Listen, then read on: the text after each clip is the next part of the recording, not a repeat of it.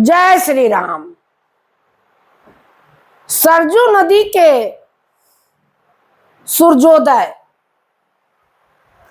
मंदिरों की घंटियां और शांत जल के दृश्य, क्या आपने कभी सोचा है भगवान श्री राम जिन्होंने रावण का वध किया, धर्म की स्थापना की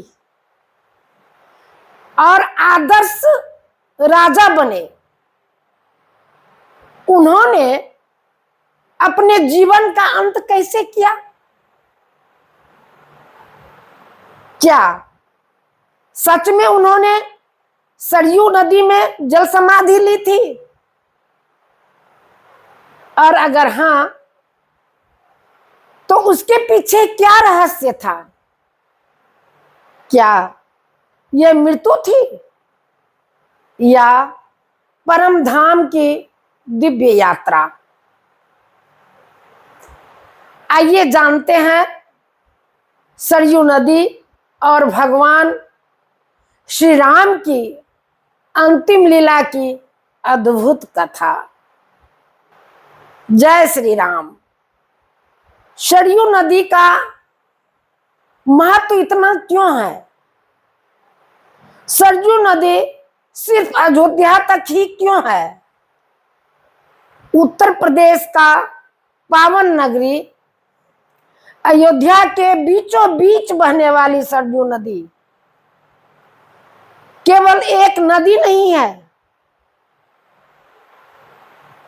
बल्कि करोड़ों श्रद्धालुओं की आस्था का प्रतीक है। मान्यता है कि इस नदी के तट पर भगवान श्री राम अपना बचपन बिताया, अपने भाइयों के साथ खेला और अयोध्या के लोगों के साथ सुख दुख को साझा किया। आज भी लाखों श्रद्धालु सरयू नदी में स्नान कर स्वयं को धन्य मानते हैं।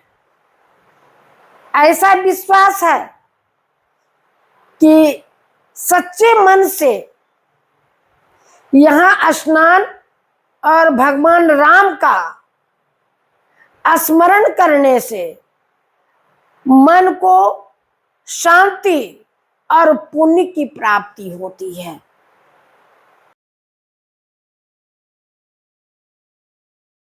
समय बीतता गया,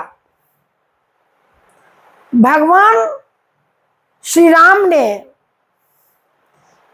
अनेक वर्ष तक आदर्श राजा के रूप में अयोध्या पर शासन किया। उनके राज्य को आज भी राम राज्य कहा जाता है।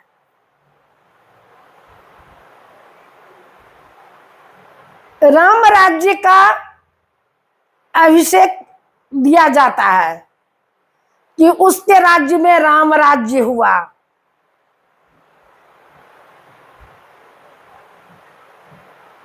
एक दिन कालदेव स्वयं श्री राम के पास आए।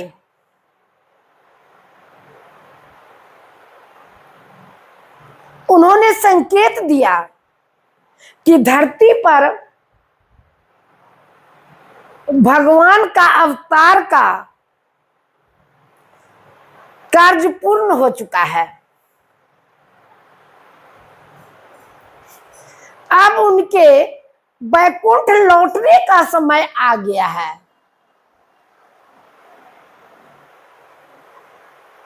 भगवान श्री राम ने इस संदेश को शांत भाव से स्वीकार किया।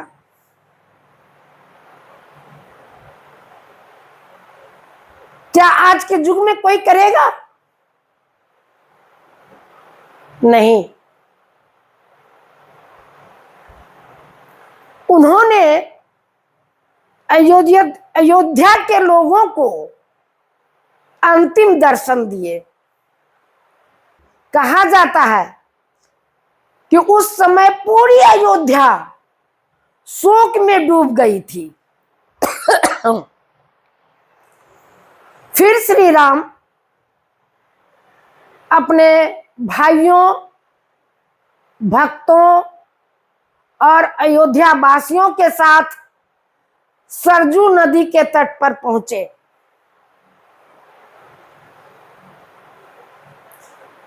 उन्होंने भगवान विष्णु का स्मरण किया और धीरे धीरे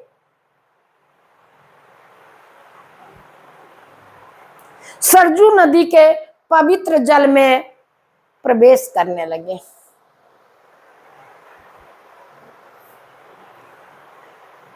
जैसे ही वे जल में समाये, उनका दिव्य स्वरूप प्रकट हुआ और वे अपने परम धाम लौट गए। कई भक्त भी उनके साथ दिव्य लोक को प्राप्त हुए। इसलिए इसे सामान्य सरजू नदी नहीं, बल्कि भगवान की अंतिम दिव्य लीला और जल समाधि कहा जाता है। इसका आध्यात्मिक संदेश क्या है? इसका आध्यात्मिक संदेश क्या है? भगवान श्री राम की जल समाधि हमें एक गहरा संदेश देती है। जीवन में चाहे कितना भी वैभव, शक्ति या प्रसिद्धि क्यों न हो, एक दिन हर व्यक्ति को अपना कर्तव्य पूरा करके आगे बढ़ना होता है। श्री राम ने हमें सिखाया कि जीवन का उद्देश्य केवल सफलता नहीं, बल्कि धर्म, सत्य, करुणा और मर्यादा का पालन करना है।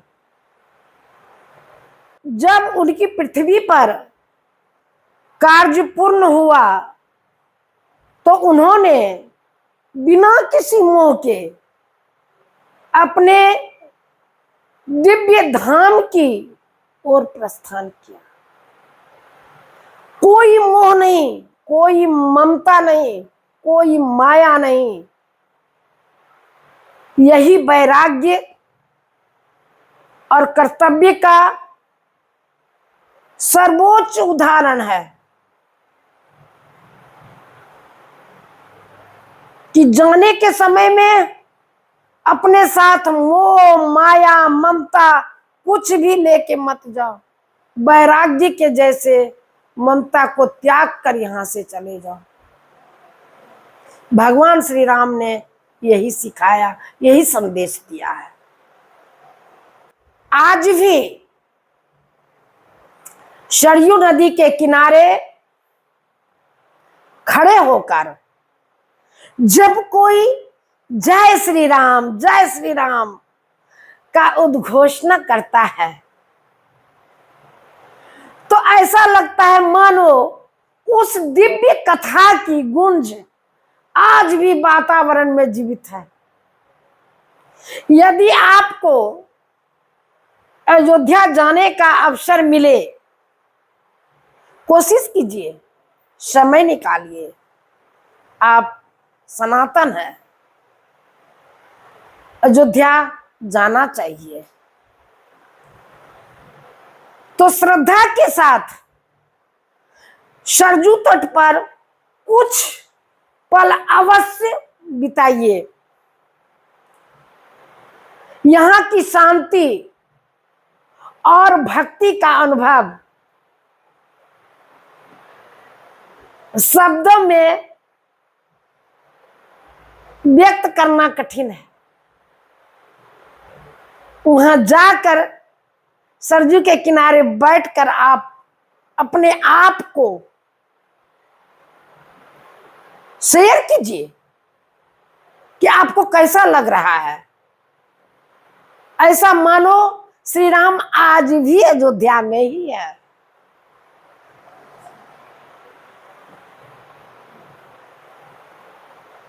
आपका क्या मानना है? क्या भगवान श्री राम की जल समाधि हमें जीवन का सबसे बड़ा आध्यात्मिक संदेश देती है?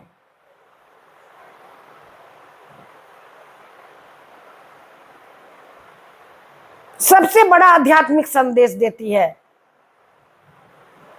इसलिए मैं बार बार कहती हूं, अयोध्या जाइए और अयोध्या में सरयू नदी का स्नान जरूर कीजिए।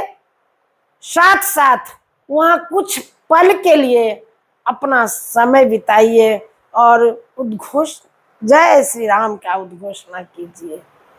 तब आपको यह समझ में आएगा कि आज भी अयोध्या उसी तरह जीवंत है जिस तरह त्रेता युग में श्री राम के युग में था। अपनी राय कमेंट में जरूर लिखें।